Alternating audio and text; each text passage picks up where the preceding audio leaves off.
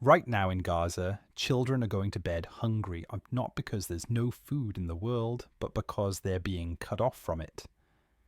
Imagine waking up every morning not knowing if you'll eat that day. That's the grim reality for hundreds of thousands in Gaza, as the threat of a mass starvation grows more urgent by the hour. 2 months have passed since Israel completely sealed off all crossings into Gaza. And now, warnings from top UN officials are painting a terrifying picture. The World Food Programme and the UN Agency for Palestinian refugees have officially run out of food. There's nothing left to give. Aid workers on the ground say it bluntly, the shelves are empty, and hope is running out. One of the few things still standing between people and total starvation, a handful of makeshift kitchens. These tiny operations are feeding up to 6,000 people a day. That's all in an area where millions are in need. Today's meal: lentils, rice and tomato sauce. No meat, no vegetables, no protein, just the basics. And even that is becoming harder to come by. Cut to video. Pots being stirred, workers in aprons, children waiting. Sammy Matt, a coordinator at one of the kitchens, said what many are feeling. We used to serve meals with meat and vegetables. Now we cook what we can.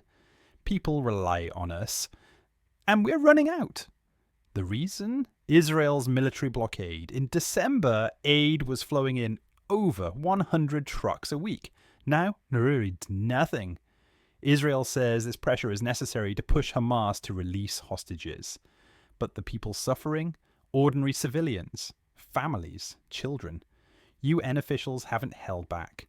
One top World Health Organization official called the situation an abomination.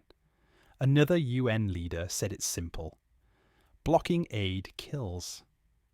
And when you use starvation as a weapon of war, that's not just a tragedy, as right to be. It's a war crime. Scene change: Al-Mawazi camp. Footage of tents, crying children, families cooking over fires. In the sprawling Al-Mawazi refugee camp, the struggle to survive is written on every face. One father said he searched all day for bread and found none. Another showed how he collects leaves just to start a fire to make tea. There's no cooking gas, no groceries, just desperation. Israel accuses Hamas of stealing aid, but humanitarian workers insist every package is closely monitored. Still, tensions are boiling over. Just this week, there were 5 separate incidents of looting. Even at the UN's main compound. Desperate people, driven by hunger, ransacking aid centres, pharmacies, even kitchens. Medicines were stolen, vehicles damaged. The UN called it a total systemic collapse. Cut to graphics showing malnutrition data, UN quotes, aerial views of Gaza. Cases of child malnutrition are spiking. If nothing changes in the next 2 weeks, the remaining food kitchens will shut down. That would leave hundreds of thousands with no food source at all. International pressure is building. The UK, France, and Germany, some of Israel's closest allies, have spoken out, demanding the blockade be lifted immediately.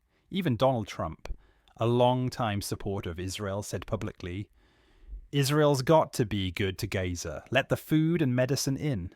But so far, no policy change. Inside Israel, public opinion is shifting. Recent polls show growing support for a ceasefire if it means the safe return of hostages. Still, the Israeli government remains firm. Their mission is to dismantle Hamas militarily and politically.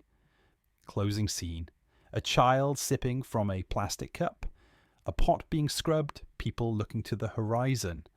As the sun sets over Gaza, people clean up what little they have, preparing to face another night of uncertainty. They don't know when food will come, or if it will. What they do know is that the world is watching.